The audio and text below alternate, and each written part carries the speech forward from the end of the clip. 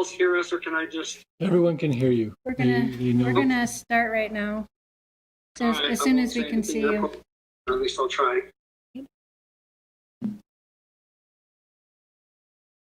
Give me just 1 second. Randy, can you make Mr. Larson the presenter?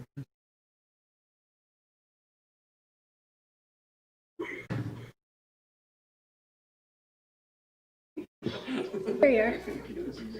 There I am. Okay, I'd like to call this meeting to order, and welcome Mrs. Boyer and Mrs. Schultz as our new board members, and congratulate Mr. Larson, who's here virtually on his reelection. And Mrs. Boyer will lead us in the pledge, and Mr. Clark will give the invocation.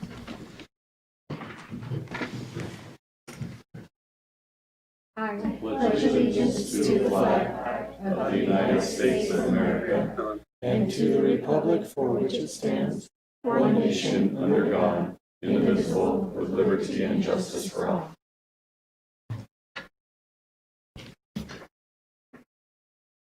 Our Father in heaven, we're thankful for this opportunity we have to gather as the Sholo School District Governing Board. We are thankful that we are able to discuss the needs of our students and our parents and staff members. We are grateful for the conditions in which we meet and the opportunity we have to live in this great country.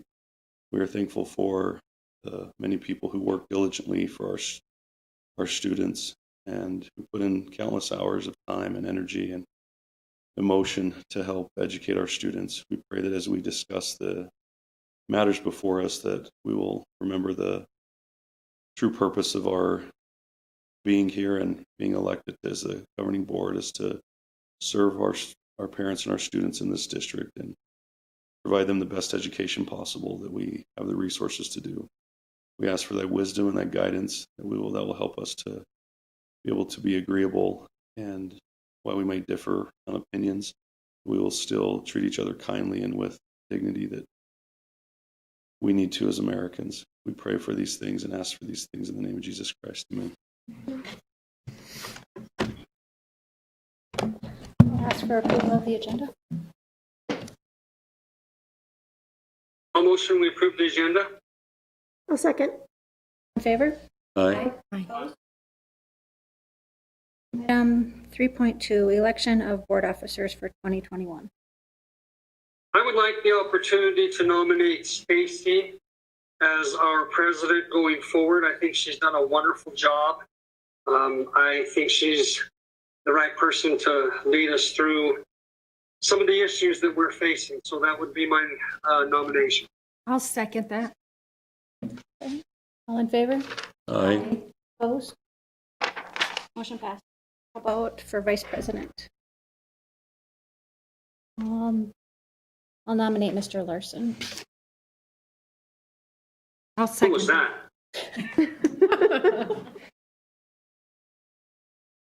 I did. All in favor? Aye. Aye. Opposed?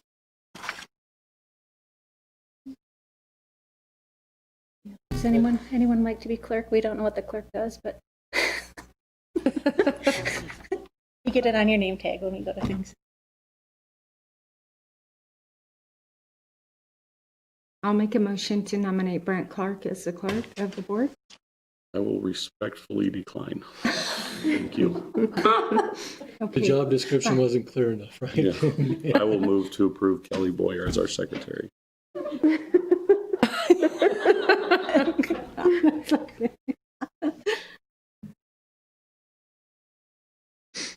I'll second. All in favor?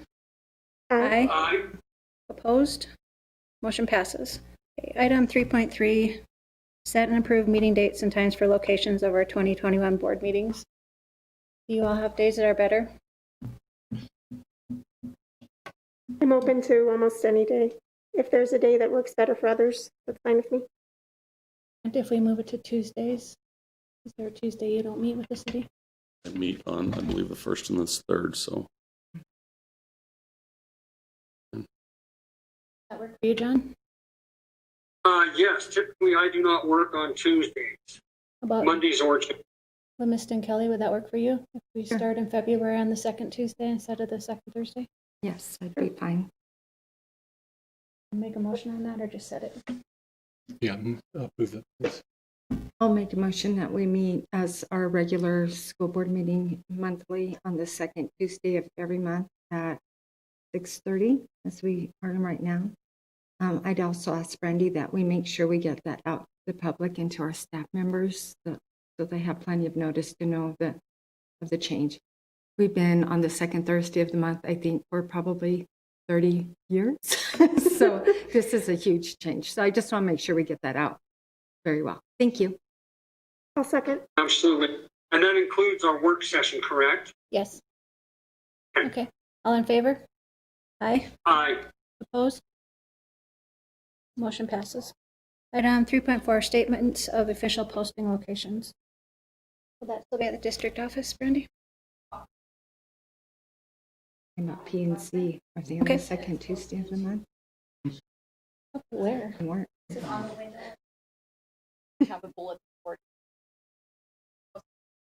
Okay, thank you. Madam President, sorry, one of the city officials just pulled me out. They said on the opposite nights of their city council meetings on Tuesday, their first and third, the other two, they have planning and zoning commission meeting in this building. So that,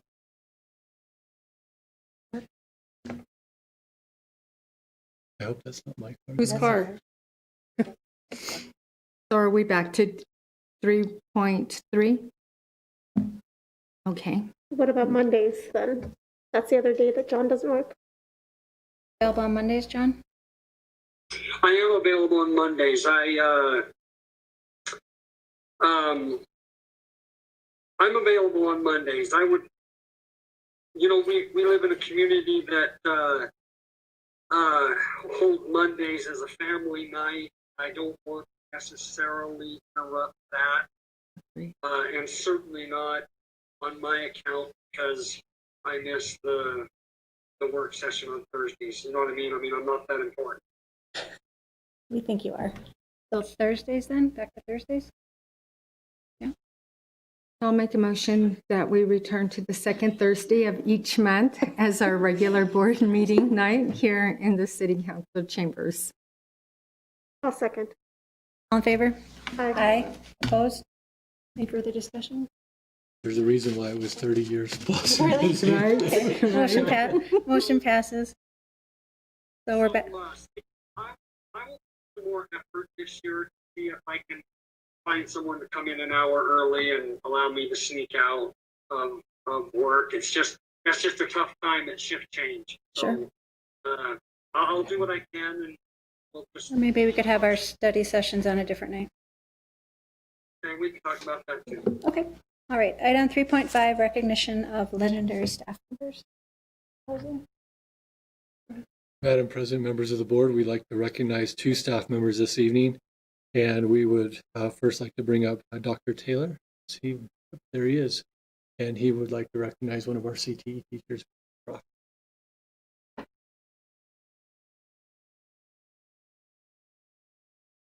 Like to go down, that would be great.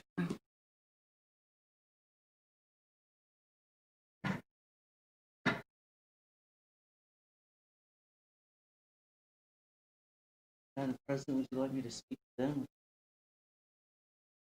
Turn around a little bit. They're going to have to catch you on the mic, or else it won't go on to the TV. Okay.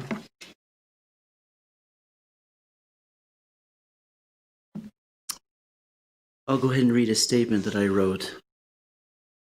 Before you tonight stands a humble and dedicated individual, Mr. Bill Crawford, the CTE teacher at Sholo High School, whom I am privileged to honor this evening. I will share a few examples of his extraordinary dedication. Mr. Crawford spends countless hours selflessly preparing food behind the scenes for Feast of Carols. This year was particularly laborious because he was only allowed a small staff because of COVID restrictions. Another example, did you know he facilitates tailgating at our home football games, including having personally taught students how to smoke meat and provided those ribs at those games? Few will understand the hours of preparation before the games and after hours of work after them to bring this opportunity to students and community members. Were you aware this last semester that Mr. Crawford has almost single-handedly turned the Cougar store around? In a partnership with our business program, Mr. Crawford's efforts prepared the way for students to earn thousands more than is historically common. His teaching is spot on this year. His classroom is fully equipped and clean. He introduced a remarkable remediation for students who need professional hours by providing a Friday breakfast that students make and sell to those on campus. And I'll simply add that if a student has 25 cents, they get a full breakfast because of Mr. Crawford. He has changed the tired disposition of Friday attendance to one where people, staff and students alike, are excited to be there. Did you know in his spare time he is now the host of a local TV show called Chef Smokin' Bill to promote our high school, CTE, and culinary arts during the show? His goal is to involve students in this wonderful opportunity, and incidentally, his next shows will be filmed tomorrow, if I'm not mistaken.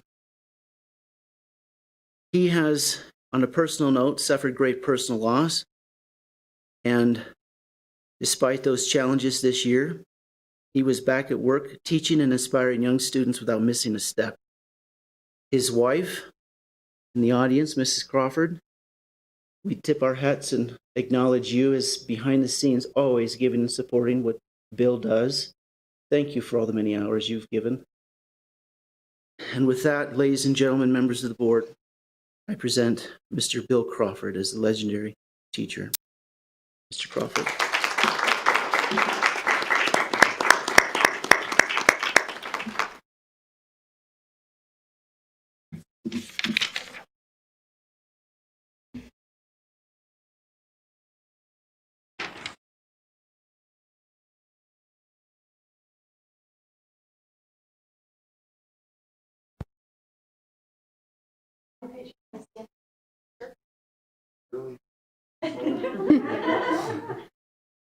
Not everyone.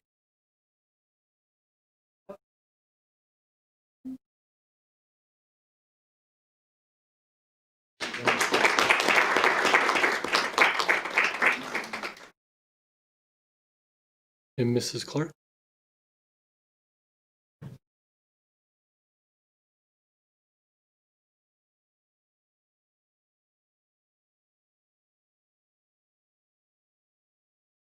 Madam President, members of the governing board, Mr. Housley, I am grateful tonight to be here to recommend Mr. Nate Clark, no relation, as a Sholo Unified School District legendary staff member. I first met Nate a few years ago when he was working at the high school as the head custodian and I was the curriculum director. I don't think I really heard him speak until maybe about 8 months ago. So that's been an exciting thing for me to get to know him a little better. Mr. Clark transferred from the position of head high school custodian to the district maintenance department. I said in recent months because I couldn't remember. Since this transition, I've seen Nate take on new projects which are suited to his skill set. His willingness to pitch in and help out has been demonstrated numerous times this school year. When we have an issue with our new HVAC system, all I have to do is send Nate a text and he comes to the junior high as soon as he's able, which is usually right away, to mess with the computer system. His diligence to find a solution to this problem is important in helping me support our staff and students to be comfortable while at school. Sholo Junior High School is short-staffed this year. We're down 2 teachers, but we still have the same number of duty stations before and after school and at lunch to help us keep our students safe. So in a district administrative meeting, it was proposed that extra support could come from our district grounds and maintenance departments in the form of a crossing guard position. And for that, I was very grateful. So Nate was kind of voluntold by his director that he would be serving in that capacity in the morning. And so every morning this school year, Nate has been outside in our crosswalk, sometimes to his peril, but mostly he's survived it well. He is always at his post on time, even on the mornings when the outside temperature is in single digits, greeting students and helping them get across Old Linden Road safely. to date, Nate hasn't missed of crossing guard duty. It is this act of kindness and in a spirit of pure teamwork that makes Nate Clark a SLUSD legendary staff member. I'm grateful for his work. Thank you.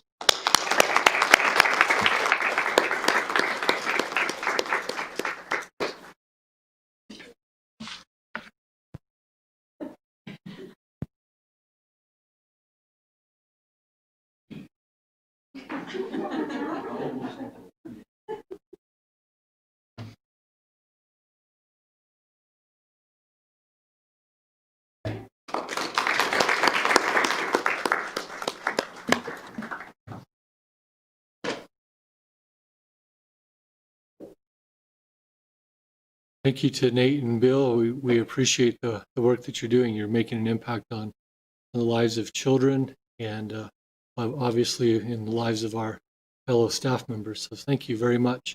You didn't see it, but Mr. Larson was giving a virtual fist bump back here through the TV screen. So glad to have him with us. Item 3.6. Yes, Stacy. Yeah. Stacy, if it's okay, I would like them to know that I appreciate them. Very grateful for what they do. This is my favorite part of the meeting, so I'm sorry that I missed it and I missed them, but I'll seek them out and express my appreciation another time. You're up on the screen so they can see you and hear you. Okay. Okay, thanks. Thanks, guys. Item 3.6, Mr. Hosey, Superintendent Report. Madam President, members of the board, we are moving along into our second. We just finished our second week back after the break. We have some really exciting things going on. We're not without challenges, as you know, and we'll consider later on in the board meeting. AIA initially said that they weren't going to cancel winter sports unless the governor did. The governor didn't, and then the AIA did, and then there was a massive increase in pressure or support for playing, and then they reconsidered their decision this last week, and now high school winter sports will continue in an abbreviated season. It starts the time that it was designated to start with the delay, and it'll go through March 5th, with spring sports being pushed back to that last or first week in March when they would start. Just a perspective, spring sports typically would start practice February 5th, ish, right in that first Monday of February. But so everything will be bumped back and have a little shorter seasons. But we're excited that our kids can play, they can participate.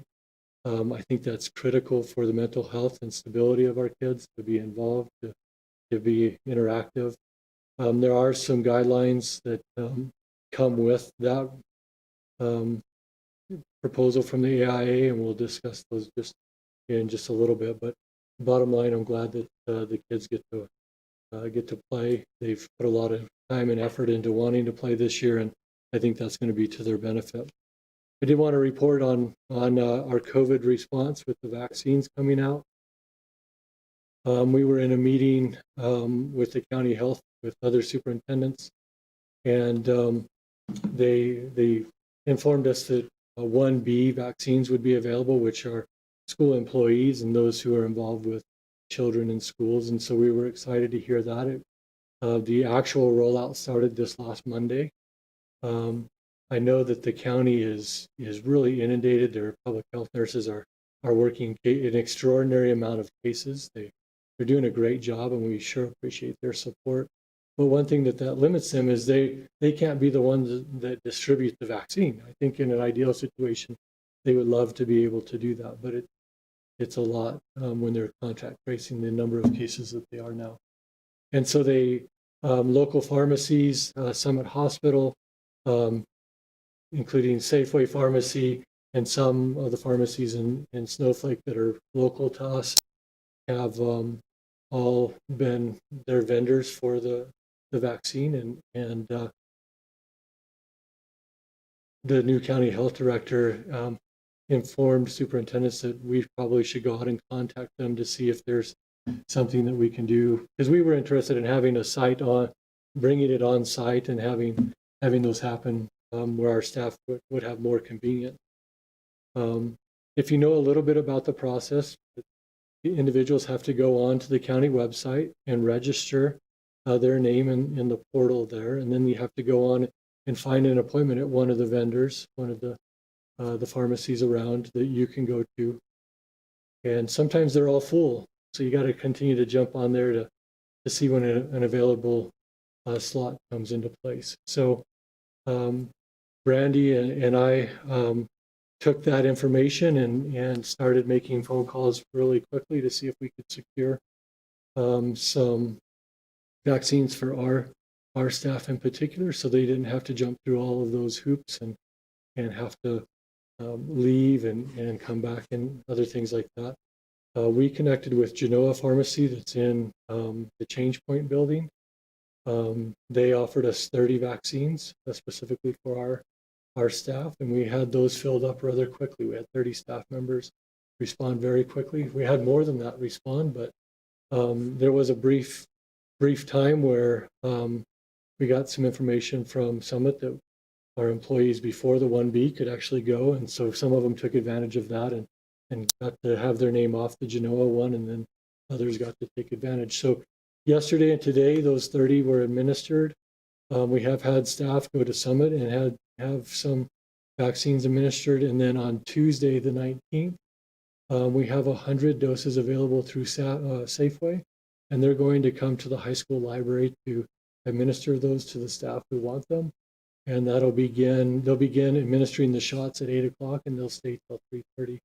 And the administrative team has put together a kind of a thought process on how to rotate staff through there and cover them while they're at work, so they can actually be there. The whole shot process will take about 15 to 20 minutes, and most of that is they want you to stay around close for 15 minutes just to ensure you don't have adverse reaction to the shot. So we feel pretty good about being able to offer that to our staff. We wish we could have procured more, but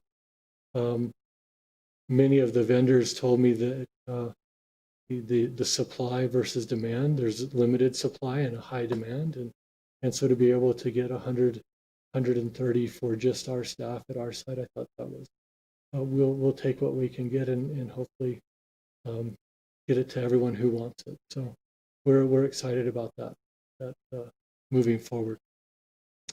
The question is, those who got the first shot, is it available to them? Are they going to be able to have the second one? It's my understanding that when you get the first one, you're prioritized for the second one. And so I'm hopeful that within a month, those who received it now will have their second dose, and we'll be able to work similar pathways so it's not a cumbersome experience for them. The only caveat is if you have the Moderna, I think that's the right name, vaccine, you should get the Moderna follow-up and not the Pfizer follow-up. I know that can be confusing because if you went to the Valley to get your vaccine, I think it's the Pfizer versus the Moderna. So we're excited to be able to have offered that to our staff. The second thing in last meeting that I wanted to make sure that we responded to this, we had a question in call to the public about some practices and procedures, and I want to make sure that we reported back on that, and I'll reach out to the individual who posed the questions. But they asked specifically what steps are taken if there's a financial mistake and made, and those are similar to every other employee. Every employee in the district is evaluated. When those mistakes are made, those evaluations reflect those mistakes, whether it's formal evaluation, whether it's written guidance or similar things like that. Those actions are taken in that manner. And the question was posed as to after mistakes are made, particularly in the financial world, what results in continued employment after that. And it's just like any other position, depending on the variance of the infraction, plans of improvement are put in place, and direction is given, and hopefully the employee responds appropriately so that they're improvements are made. And that did happen in the specific instance that was mentioned. Do we have any financial strains from decisions that may have been made in previous years? And the answer to that was yes. And we indicated at that time that there were some financial strains that there, and we're working through those with Mrs. Beecoff to fully understand what those financial strains were. So we just wanted to share that with the board as those questions were brought. On 3.7, call to the audience. Have anything, Brandy? Nate, future board agenda items?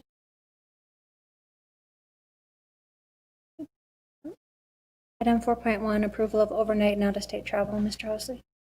Madam President, members of the board, I bring these to you this evening under this premise that the board in previous times have been pretty proactive to allow groups or organizations to begin processing, making sure that plans are in place should the opportunity come available, and that's the premise of which we bring this.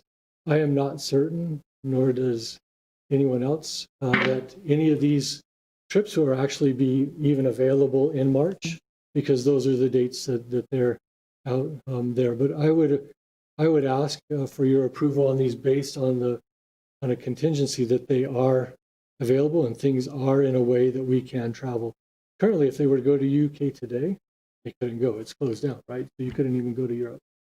I just wanted to bring that for your consideration based on previous times. There is a trip, a small group of individuals, 5 students, 1 parent, Mrs. Duncan, High School Travel Club, and the trip would include Paris, Normandy, London, and that's in March. And then the other one is the Spanish Club traveling to San Antonio or El Paso and San Antonio and Corpus Christi. That's in March, about the same time. Both of those are right around the spring break time, and that would be 15 students. 1 parent, Mr. Hull and Mr. McNeil, for your consideration and discussion. I'll make a motion to A approve. motion that we approve. Okay. Kelly wants. I'll second, yes. All in favor? Aye. Aye. Opposed? Any further discussion? Motion passes. Item 4.2, approval of the Sholo High School course description book for 2020. Madam President, members of the board, Mr. Marchand has presented this for your consideration this evening. All the changes were highlighted in a single document up front and then highlighted throughout the course handbook and description. Certainly, if there's any questions, he's present and could answer those, but I do bring those changes to you for your approval and consideration. Mr. Marchand, can you share about the seal of excellence? Yeah, thank you.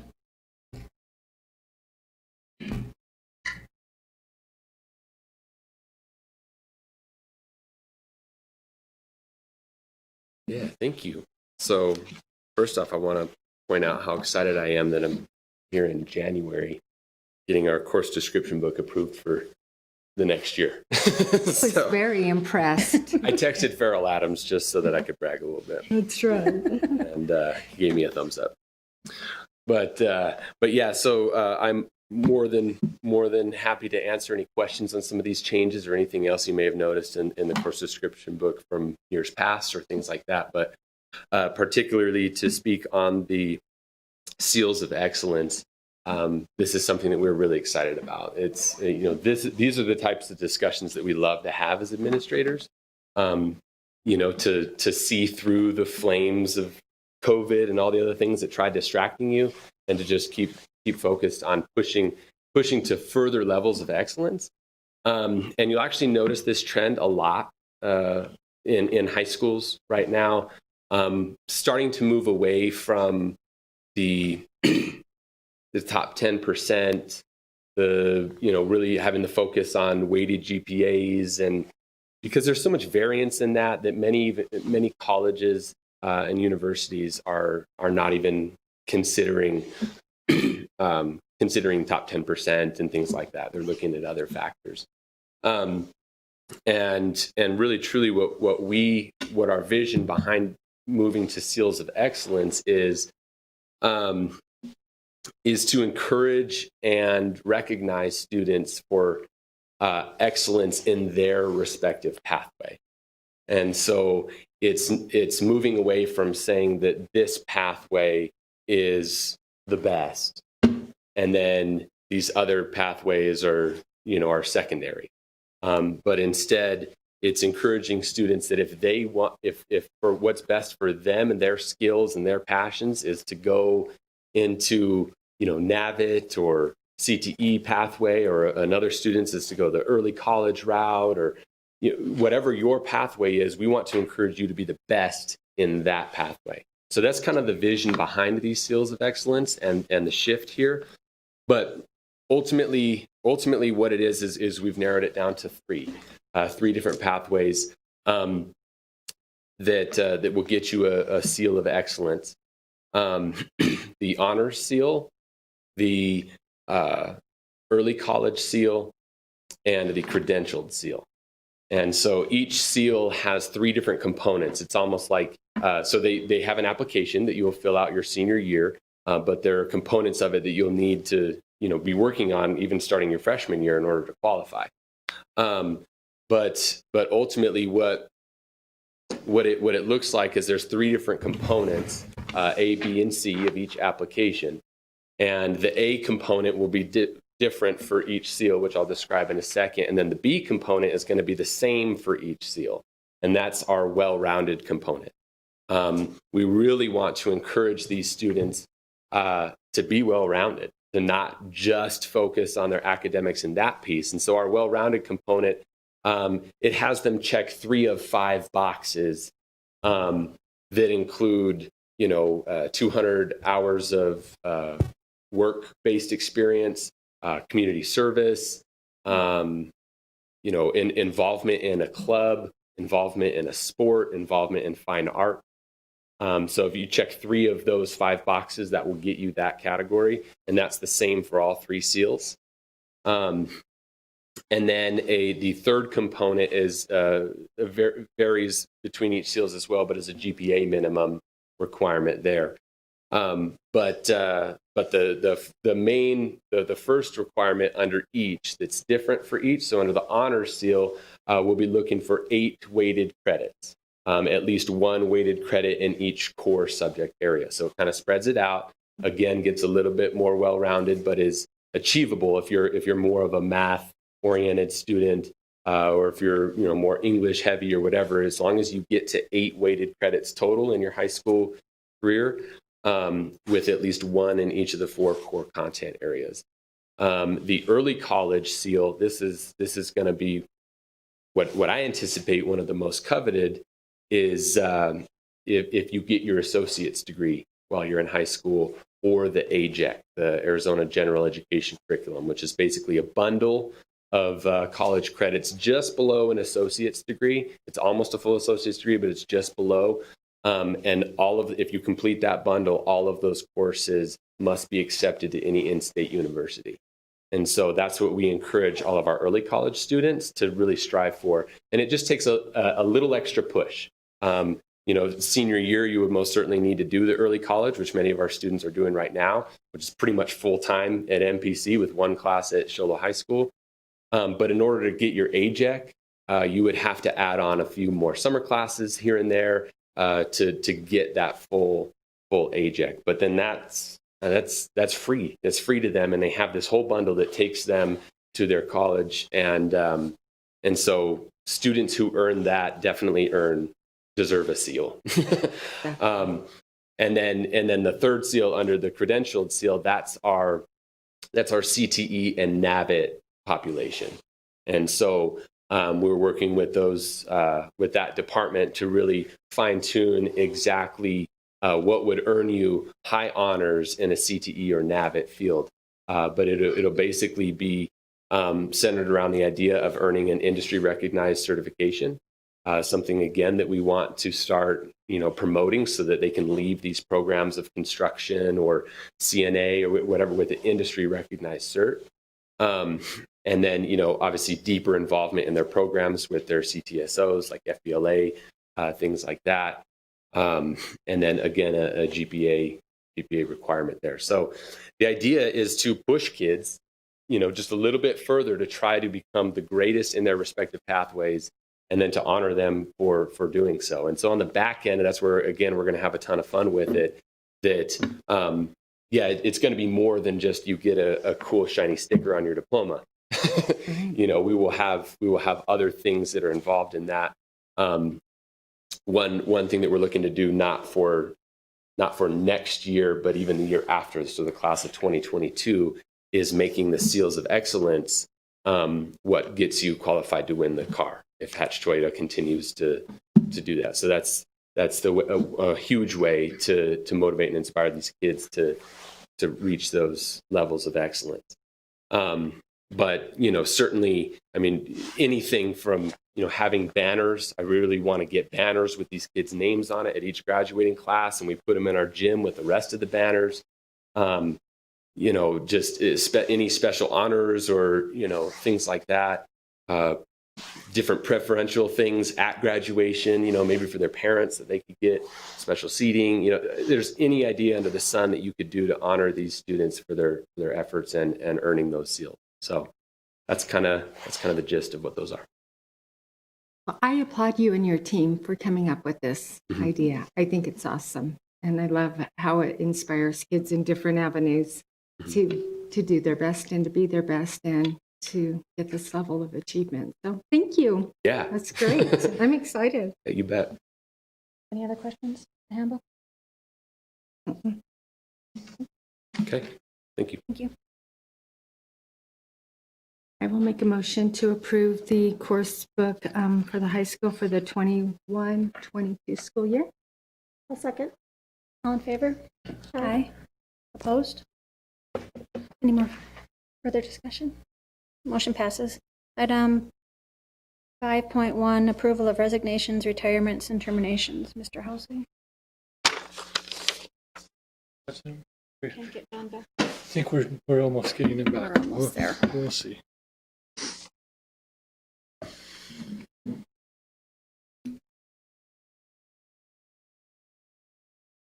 Madam President, members of the board, for your consideration this evening, resignations of Luis Esparza, a custodian at the junior high, resignation of Lisa Fox, the high school CTE business teacher, and that as part of the contract assesses liquidated damages, resignation of the 8th grade boys basketball coach Steve Wilkins, resignation of Don Coughlin, the warehouse clerk, and the resignation of Thomas Sharp, a child nutrition worker. And you see when those last days were. I recommend the acceptance of those resignations. I'll make a motion to approve the resignations as presented. I'll second. In favor? Aye. Opposed? Motion passes. Item 5.2, approval of new hires, renewals, and transfers. Mr. Housley? Madam President, members of the board,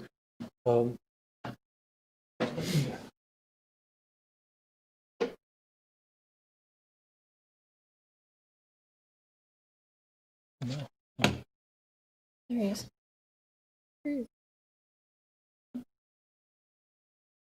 Mr. Larson, can you hear us now? And hear him. You're muted. I can. There you go. Can you hear me okay? I can now. Yes. Sorry about that.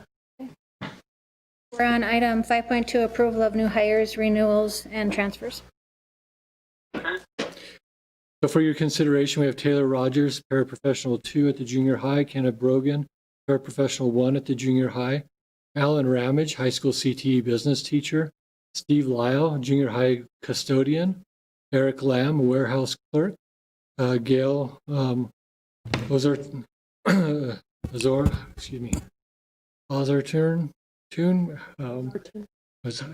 I can't speak. Oh my goodness. Route bus driver. Yeah, that's a transfer. I'm sorry. Route bus driver to special ed bus driver.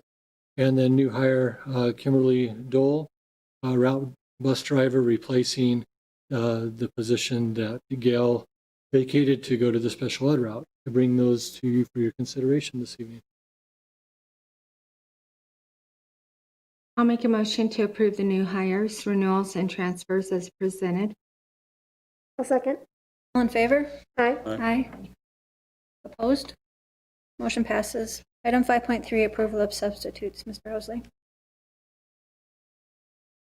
So for your approval this evening, Madam President, members of the board, Gene Freeze, substitute bus driver, Brian Phillips, sub bus driver, Michael Dole, sub bus driver, Susan Olson, certified classified substitute, Allison Bjornson, classified substitute paraprofessional, and Stacy Merrill, certified substitute, and Ashley Johnson, certified substitute. For your consideration this evening, Madam President. I'll make a motion to approve the substitute. I'll second it. All in favor? Aye. Aye. Opposed? Motion passes. Item 5.5, approval and extension of Mr. Hosley's superintendent contract. 5.4. Oh, 5.4, sorry. Approval of stipends, volunteers, and event workers. For your consideration this evening, Madam President, members of the board, Corinne Anderson, Nicholas Homestead, TSI committee member. Claudia Layton will be doing her preclinical student teaching she began on the 4th. Michael Mariscal, 8th grade boys basketball assistant coach. Chris Long, high school boys assistant coach. A stipend from Michael Boyce, 8th grade boys basketball coach, in the amount of $13.41 and stipend for Jackie Tinkle, high school boys basketball assistant coach, $1,967.39. For your consideration and approval. I'll make a motion to approve the stipends, volunteers, and event workers as presented. I'll second. Aye. Aye. This is item 5.5, approval of extension of superintendent's contract. Madam President, members of the board, for your consideration this evening, as just for the general knowledge of everyone, a superintendent's contract can be extended or offered within 18 months of the completion of that contract. This contract that I'm currently under ends June 30th. And so we're inside that 18-month period. Over the last 2 contracts, the first one was a 3-year contract. We extended that an additional 2 years after year 2 of that contract. And the reason why we did 2 years is a superintendent can't have any more than 3 years at a time as far as contractual agreement with the board. So that's the reason why this last contract was a 2-year contract. I would ask the board for a consideration of a 3-year contract with no changes to the current contract and the way that it's set in place. The only caveat I would ask that is if we're able to extend raises to administrative staff, that I would want to be considered for the same percentage compensation that they would receive as we move forward. So, Madam President, members of the board, for your consideration.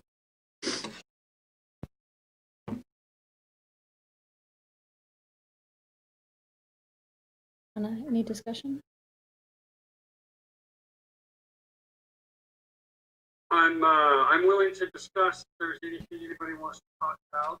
Otherwise, I also present a motion.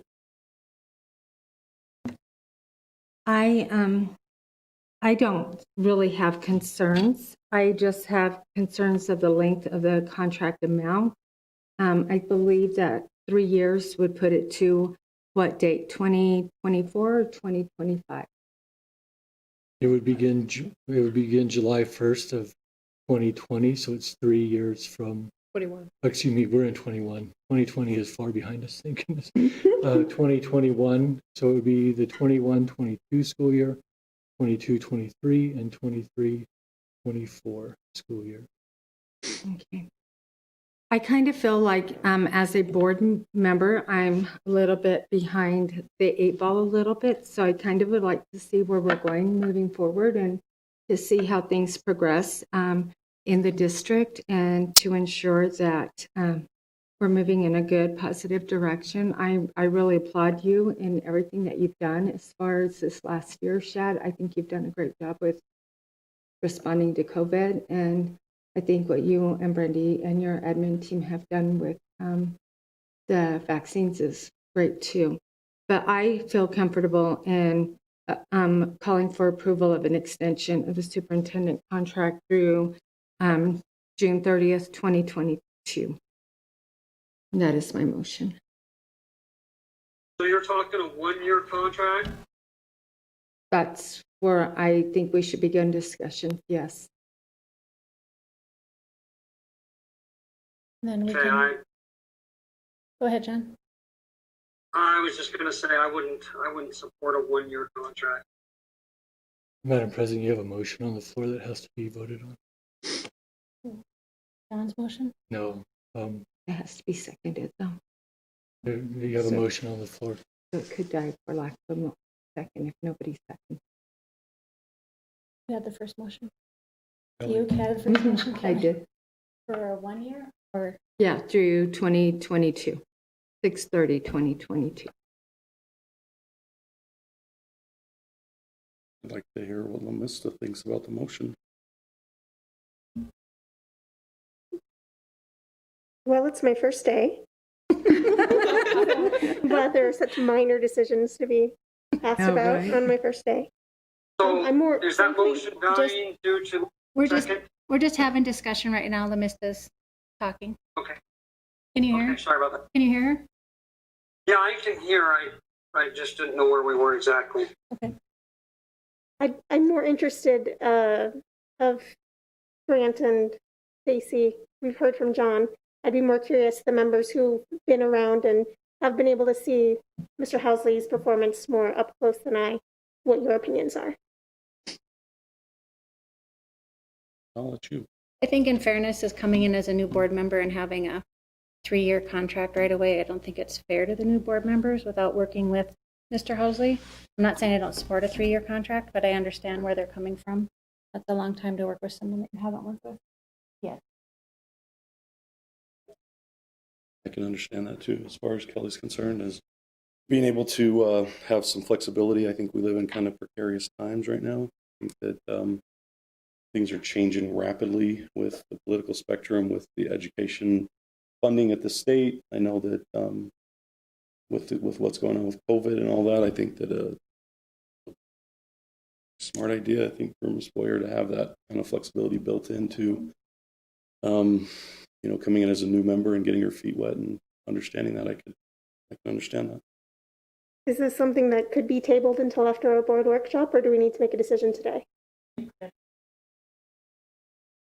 Well, so to answer your question, yes, we can put it off because his contract expires at the end of this year. So I think we have to, what's the deadline? Add April 15th if we had to notify you or something like that. Mhm. You have until April 15th to really decide. If people aren't ready to choose the length of the contract, 1 year versus 3, which is what's been discussed so far, I don't know if anyone would feel more comfortable after a board workshop, Kelly, specifically. I would feel very comfortable after that to table this until then, if that's the pleasure of the board. Are you okay with that, John? I'm having a hard time hearing Lamista, and Lamista asked if we could table this until we have our board retreat and decide the length of the contract. So they could have more time to visit with Mr. Housley. I don't guess I have any issue with that. My only issue would be, there are superintendent positions out already. And so, if we would present something as a board to Mr. Housley that wasn't acceptable, say he wasn't interested in a 1-year contract, it puts him a little behind the 8 ball to find something that would be satisfactory to him. So I would just worry about that. You guys want to meet in the middle and do an extension at some point? How would you feel about a 1-year contract? Has that been something that you've thought, or? I wasn't okay coming here on a 1-year contract. Mm-hmm. Right. I remember that conversation very well, to ask someone to come here for a 1-year contract in my opinion, that's ridiculous. We would But be that's just opinion. we would be renegotiating the contract in as early as 6 months before, as early as December for the next year. So it doesn't provide stability for anyone to continuously be in that motion of moving that circular motion of 1 year. I think that's why they afford superintendents the option to have a 3-year is so that there's not that motion every 6 months. You give Lamista and Kelly some 6 months to kind of see how they feel, right? Is that Correct. what kind of what you're asking? That's all. I'm just trying to get a good feel as to where we're at. And I kind of feel like we're just not really in the know of everything that's going on. So that's where I'm coming from. I can appreciate that. I mean, I feel like when I first came on the board, myself, I was I think the lone person on a 5-member board. I know Stacy had served a previous term. And so you do kind of trying to tread water and trying to figure out how you can, what your role is and what you're supposed to do. And, you ask for certain things and you want to make sure that you have the ability to develop that working relationship. And I think that's important. I know I felt that when I first started. I can completely understand what you're feeling. So. To your question, would I entertain a year? I would entertain it, but I would have a lot of thought towards whether that would be okay for me and my family. But let me ask you this. If we motion to approve a 1-year contract, then does that just authorize negotiations between you and the president, or how does that work? Is that just if you want it, you take it, and then you have a time frame to take it, or what's the process there, Mr. Howe? The process is I have 15 days to consider your offer. Okay.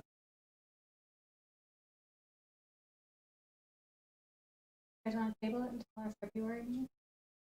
Want to make a motion to approve a certain time? You have a motion on the table that has to be considered now? John's? No, Kelly's motion still is on the table. So I'm just trying to think out loud here. So if we approve the 1-year contract at this point and you decline it, then could we discuss it at the retreat, and then and then bring it back in March? Is that a possibility? Well, actually, our retreat will be prior to the February board meeting, correct? So we could bring it back in February. Correct. Mm-hmm. John, go ahead. Yeah. I was just going to say we would bring it in February, not March. Okay. My dates are off. Sorry, John. No, that's okay. That's okay. To John's point, if there isn't going to be a path where we're in agreement, part of the courtesy that's afforded superintendent's positions, as you said, are being opened now. In fairness to me and to you as a board, if it comes to the point where you have to do a search for a superintendent, doing it in April will be very difficult. I don't think anyone wants. No, that's not my intent at all. My intent is just to get my feet wet a little bit before, we engage in a 3-year. But if you're okay with it, Mr. Housley, then I'll just take my motion off the table and let's just talk in February. That way, that's where we'll be setting our superintendent goals, or hopefully you'll have some superintendent goals, but we'll be setting our board goals, and it'll kind of get us moving forward, right, in the same direction. And I guess that's all I was wanting to try to get established. So I will take I will remove my motion and take it off the table, and I would ask that we table it until our February board meeting, after we have our board retreat and have an opportunity to kind of, collectively and collaboratively set some goals for us all. Get all that, John? I did get all that. I probably, I'm feeling like I would like to just get this taken care of now. I don't mean to be rude, but if we put off things that we need to take care of every election cycle, that's every 2 years, you know, we're going to be putting something off, and it's just the way things go. I obviously I want to see improvements, so it's not that I'm against seeing improvements in our district led by our superintendent, or that I'm you know, I want to be stagnant or anything like that. You know, don't get me wrong, but I think that I don't know. I don't think I would take a 1-year contract. Well, we're not saying a one-year contract, just that we would talk about the length of it at our board retreat and then present it in February. Yeah, I know that, but I mean, I guess what I'm stating is my opinion on that's not going to change in 2.5 weeks or whenever it is we would meet. I mean, I'm open to just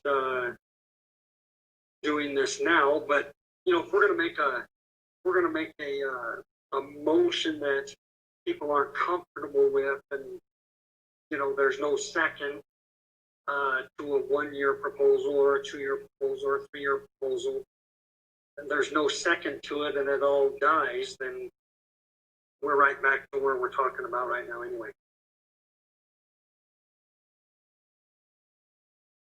I don't think he knew that I took it off the table. Kelly took the 1 year off the table. Did you hear that? Yeah, I did. Okay.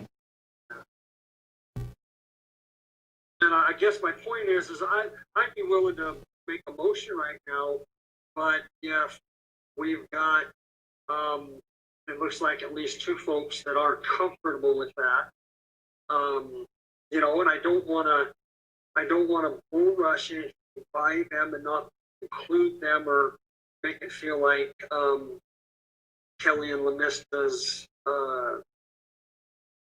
points of view aren't valid, or I'm not interested in them. I don't want to do that either.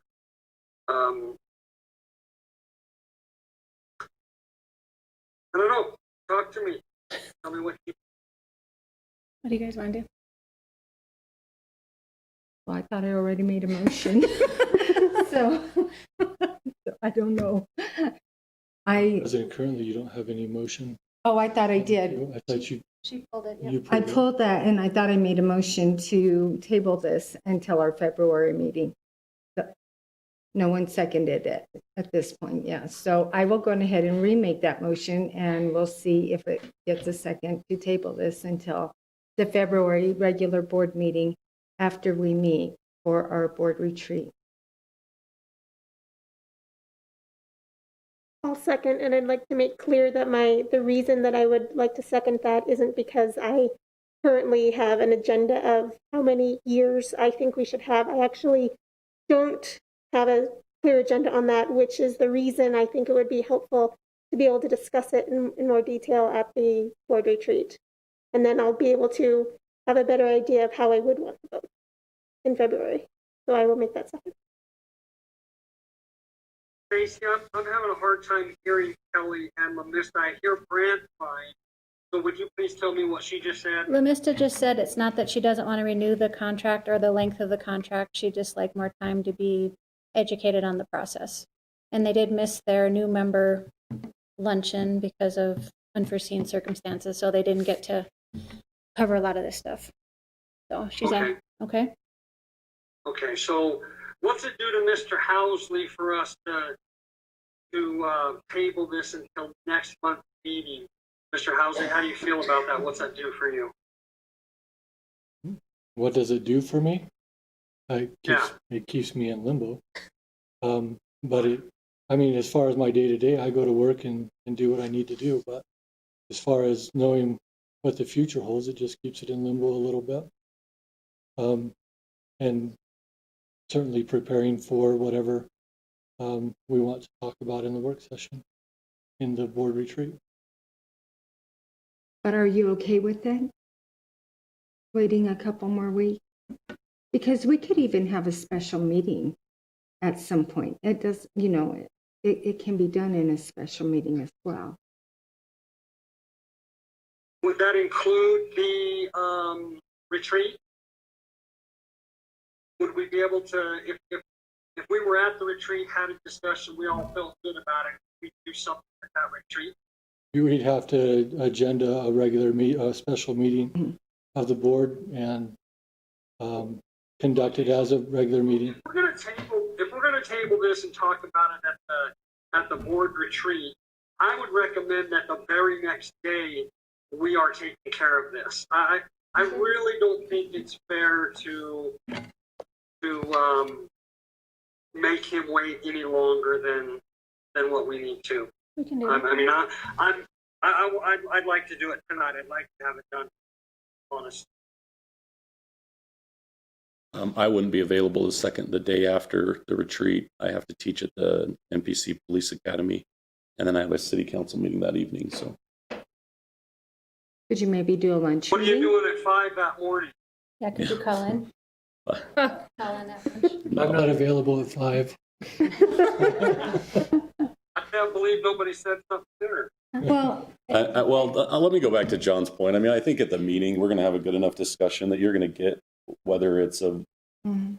if it. I mean, Mr. Housley's an astute individual. He's going to know whether or not we're going to do a 1 year or 3 year or whatnot. And so at the next regular meeting, I think that's going to give him clarity enough to kind of get the minds of the board and to figure it out. I don't know why we'd have to have a special meeting. I think that, you know, we can all be frank and have open discussions at that meeting and kind of, understand our positions. And I don't think that there's a need to have the meeting the next day. So I just think that's superfluous at that point. So you don't mind making him wait another? Week and a half? Yeah, I'm fine with it. Personally, I mean, I think that. Would you want that if it was you? Well, John, none of us really. I mean, I don't have job stability. I'm an at-will employee at Navajo County. If my boss, who's watching this meeting, I pick him off right now, he's going to fire me right now. So I don't think that. Yeah. So I realize, but that's still, I mean, that's kind of irrelevant to his situation where if he wants to look for another job, I mean, there are job openings right now that he could be applying for. Mm-hmm. You could still apply for those too. I mean, there's nothing that would prohibit that from him applying now. And then you counter, I mean, with any option, any offer you have the ability to apply. And then, if we come back with a better offer, then he can utilize that. That's kind of the risk we take, honestly, is if he sought out a different position and leveraged it against us. So.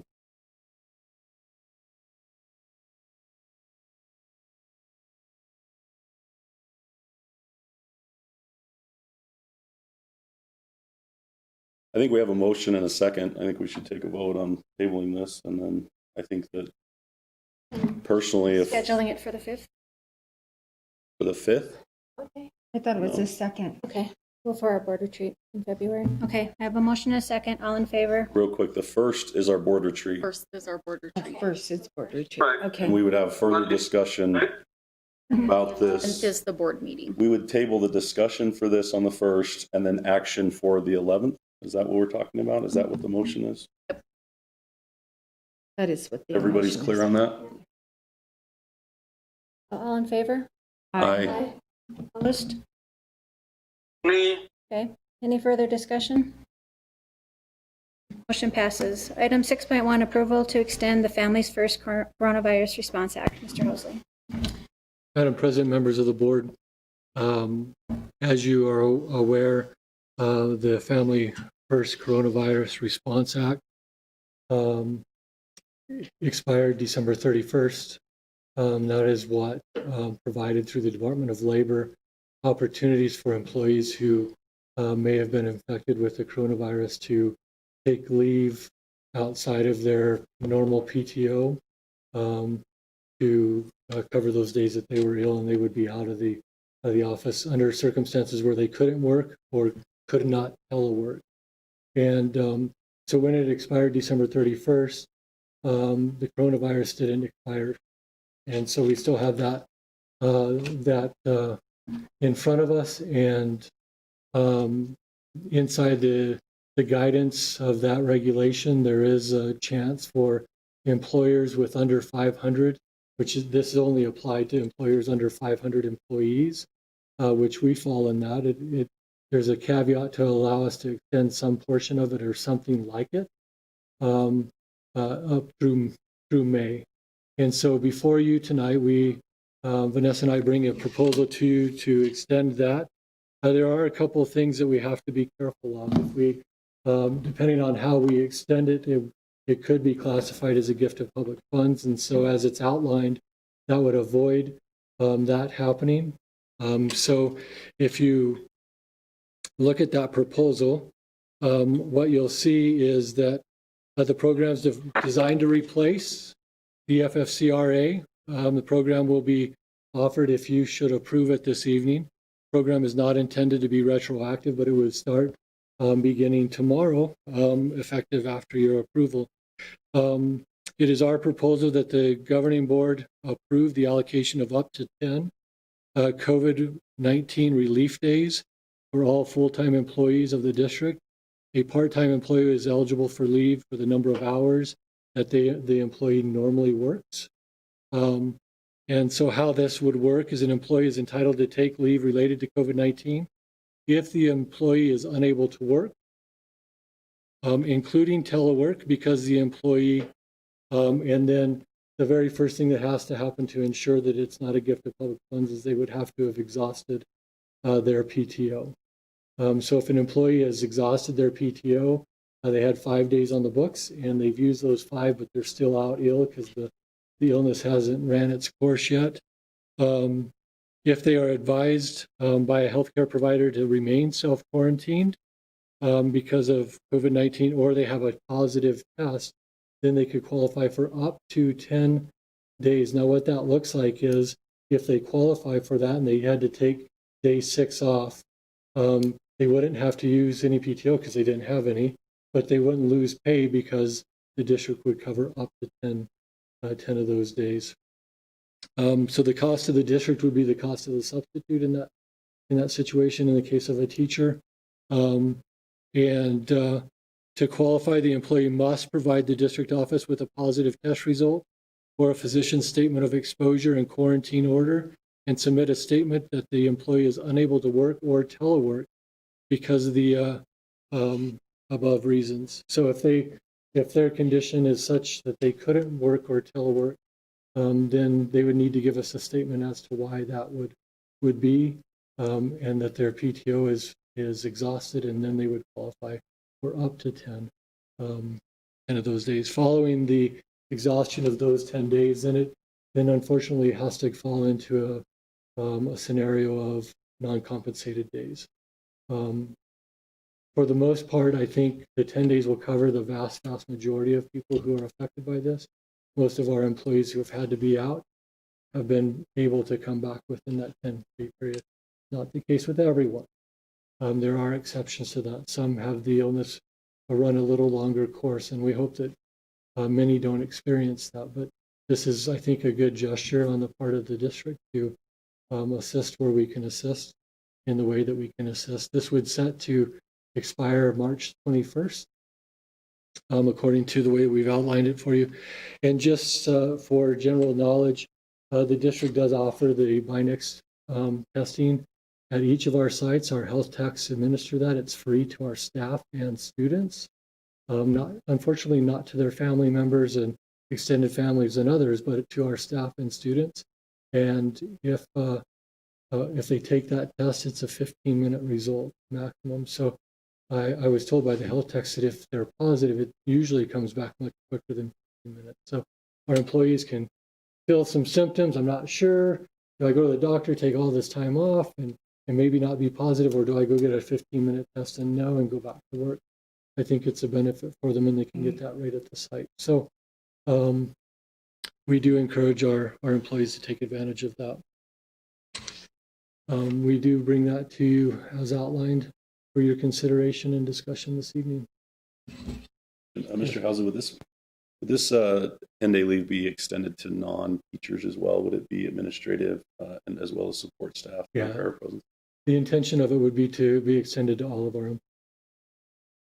I will just like to say something before I make a motion. I feel like this year's been difficult, to say the least, for our principals, our teachers, our entire staff, our students. It's one of those things that we all wish COVID was over. I know right now my brother's, I'm missing a viewing for my brother. His father-in-law passed away because of COVID. And so we need to take the opportunity sometimes to look and highlight the silver linings, I guess, of what is happening. And I know we have staff members here, so I hope that you take this item and realize that while we can't give you everything, we try to give you what we can. And I think it's a testament to Mr. Housley and Mrs. Beecroft and their administrative team to we're trying to do what we can in the confines of the budgets that we have and the legal parameters that we're facing as a district. And so I want to thank you, Mr. Housley and Mrs. Beecroft, and your team for doing this. And I think that it's not much unless you get COVID and you need 10 days, then it really becomes a lifesaver. So with that, I'll move to approve to extend the Family First Corona Response Act based on the parameters that Mr. Housley has outlined in the board agenda item. Mr. Clark, if you wouldn't mind specifying that number of days up to 10 in your motion. Up to 10 days, yeah, allowing up to 10 days of leave once the individual has exhausted their previous leave and once they have the COVID, I believe it was they had to have a COVID positive or a doctor's notification that they've been exposed. Is there anything else that we need in our motion? No, I think we just need to we had to make sure that 10-day parameter was there for sure. All right, thank you for correcting that. I'd like to second the motion. I will second the motion. Kelly beat you to it. And I All really right. Well, Okay, you wanna- well said, Brant. I think that's exactly what needed to be said. Thank you. And thank you to both of you for coming up with this program. Yes, think I it's really great. appreciate you guys putting the time in to put this together. I think it'll make a big impact on showing how much we care about our staff. So I appreciate it and thank you. In favor? Aye. Aye. Aye. Opposed? Any further discussion? Motion passes. Item 6.2, discussion and acceptance of winter sports guidelines as outlined by the AIA. Mr. Housley. Madam President, members of the board, I wanted to bring this to you for your consideration this evening. The AIA, with the approval of winter sports, then enacted some other guidelines. We don't have a choice necessarily to not follow them, because then they'll sanction us and maybe boot us out of AIA. I don't know what they want to do, but there are some guidelines that I would like to get your consideration for, because communities around us feel differently about this. And that is one thing that I don't know that I agree with, but we have to abide by, is our athletes have to wear masks during competition. So just know that is a guideline that's put in place by AIA. As a father of a wrestler who's a senior, it really irritates me, and I would like to use more frank language with you, but we're in a public setting and I won't do that, because it puts my child and other children in a choke hazard situation, or a situation where they're exerting high amounts of energy and already have a hard time catching breath, and now they have to cover their mouth with a mask. What we've heard from officials that have been given guidance on this, that players can take their mask down if they're exhausted and trying to grasp for air. They can take them down to catch their air, but then they got to put them back on. And they've been granted the authorities as to what I've been said, and I could be wrong in this. There could be clarification coming, but if the people that are at the game, if the official sees someone without their mask on, let's say it's one of our boys on the sideline without his mask on, the official has the authority to stop the game and grant a forfeit victory to the opposite team. So that piece really doesn't sit well with me. I understand the importances of masks. I understand when people need to wear them and to do that. But I don't think that it's well placed in this setting. I think that they don't accomplish what purpose that the AI set out. Now that's my opinion. Okay. The second piece that I think we have a little bit of say on, and that is they will grant up to 2 parents per athlete to go in. Now, not up to 2 guests, it's 2 parents, which can create some scenarios, as you can imagine. If I'm the child of a co-parenting the divorcees who have 4, I have 4 parents, I can only select 2 to go with me to the game. Only 2 can get in.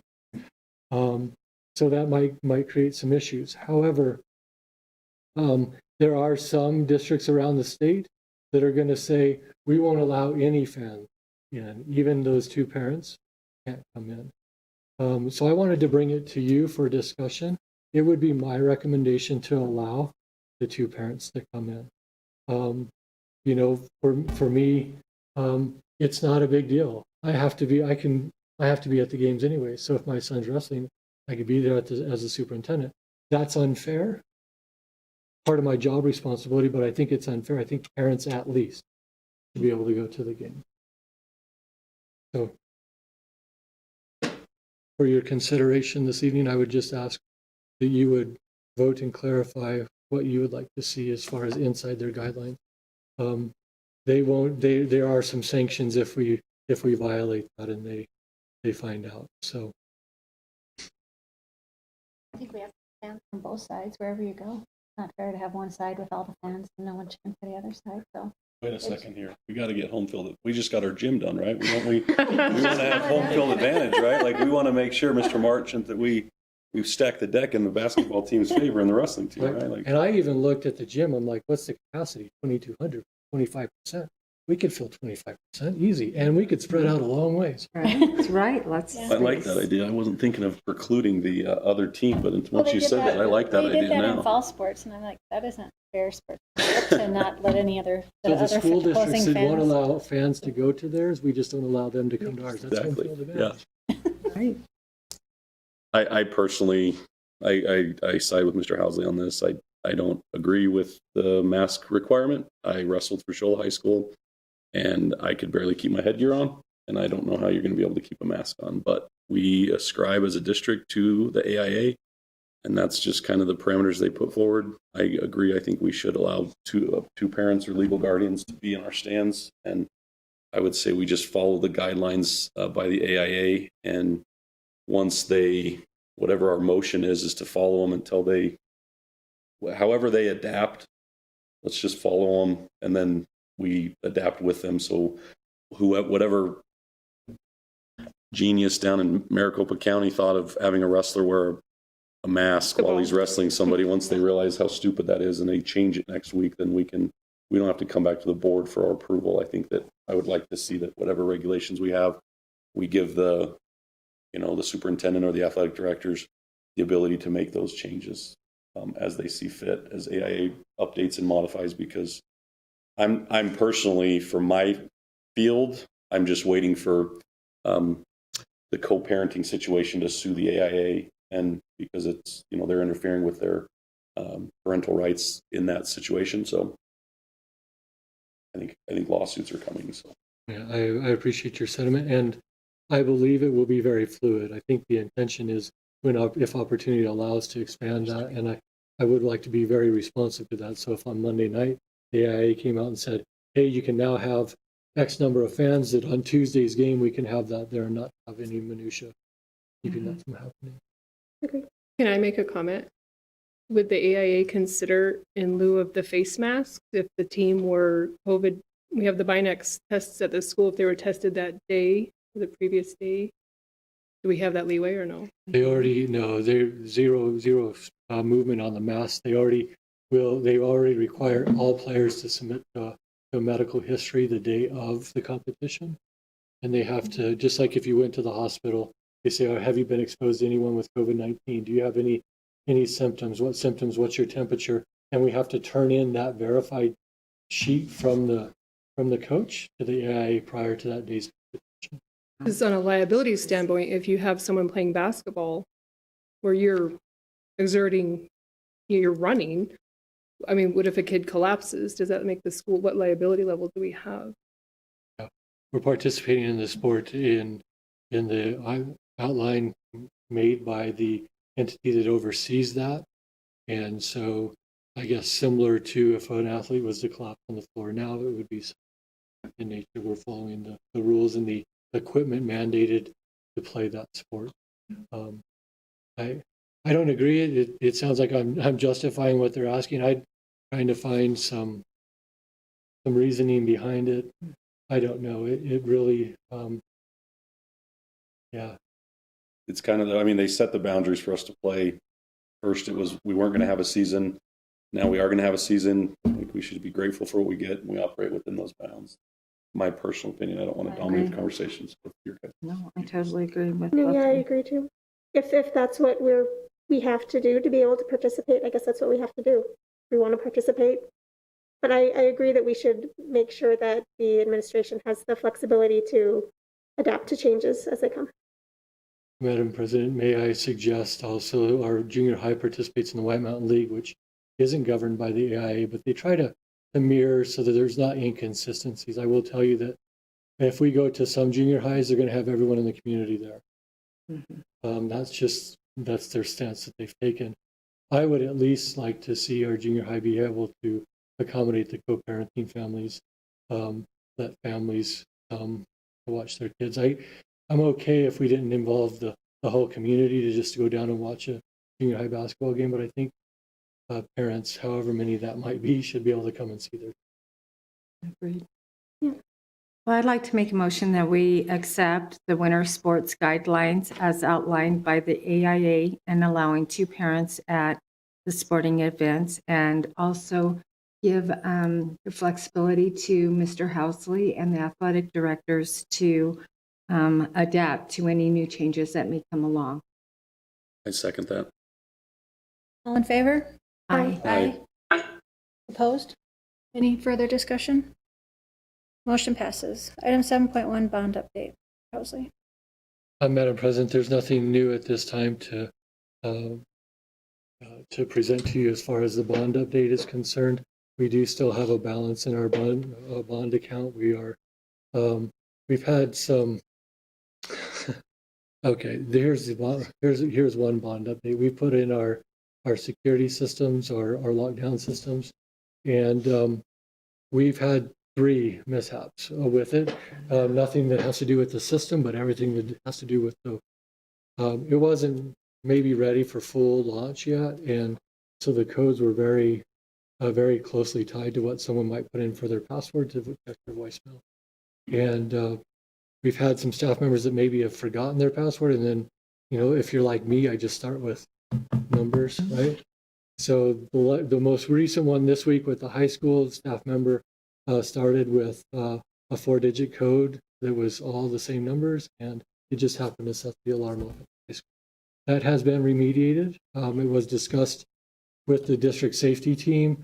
The plan to make those changes were in place, but we just didn't get them in place before the next one happened. So it was a good practice. The high school did a phenomenal job with their lockdown. Probably a little irritated that it happened, but the kids responded well. The staff responded well.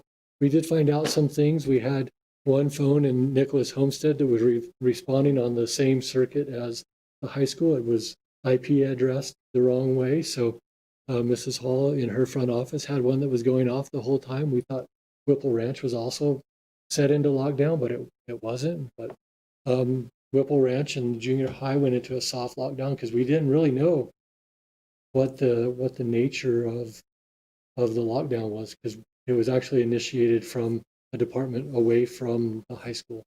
Because just a reminder, the new system can be initiated from anywhere you have access to our phone system. So I can put the schools right now in lockdown from here. or if I'm in the Valley at a conference, or if I'm in Maine. It doesn't matter. I can put it in there. And that was all bought with bond dollars, Mr. Housley? And do we have any excess bond dollars at this point currently? Yes, we still have some things that we're working towards as far as putting out those bond dollars, but we do have a balance. Do you have anything? I do not. No, Okay. thank you. Item 7.2, approval of the NPC dual enrollment IGA addendum. Josie. Madam President, members of the board, this is an addendum to the original IGA with MPC. MPC usually charged us tuition. So we can send the way the law changed, we can send students to MPC, and whatever tuition that was, we would pay the tuition. Well, this year, MPC has waived their tuition for high school students. And so this is just saying that there is zero fees being charged. They won't invoice us, and we won't go back with that. We found out that there was some gaps in communication between MPC and all the districts around. So MPC used to pay our dual enrollment stipends, and so now we're reviewing how that is to be done, because now all the districts just realized, because none of us received the amounts that we were supposed to pay them to bring to you. We all have been on calls with MPC and each other the last week, trying to figure out what that looks like so that we can get our dual enrollment teachers paid. But this just talked about that zero fee, the zero fee. I make a motion to approve the MPC dual enrollment IGA addendum. A second. All in favor? Aye. Aye. Opposed? Motion passes. Item 8.1 through 8.4 consent agenda. Ms. Beecroft. So for your review and approval, we have the ratification of the expense vouchers for the previous month. We have the ratification of the payroll vouchers, approval of the governing board minutes for December. That should read 2020. And the approval of donations. I liked how Mr. Clark read that last month and recognized those. If he'd like to go ahead, he can do that again. Oh, I don't know. Sure. The Community Fast donated $2,000 to the Linden Elementary School. ACDC Design and Fabrication donated a refrigerator to the Linden Elementary School to use in the nurses station, valued at $700. The Sholo Community Fast again donated $3,000 to the junior high to be used to support the needs of students and their families to provide necessities. And Donors Choose awarded 2 grants to the junior high. The first grant will be used to help Miss Murray and her metal masterpieces project, and the other was donated to Miss Shibata's class for art supplies. I make Those- a motion. Oh, sorry. Can I say one more thing? Go ahead. No, I'm sorry. So those donations will be really great. And then I wanted to also mention that tax credit is still ongoing and can be accepted up until April 15th for last year. Thank you. I'd like to move to approve the consent agenda as presented. I'll second. All in favor? Aye. Aye. Opposed? Motion passes. I'll entertain a motion to adjourn.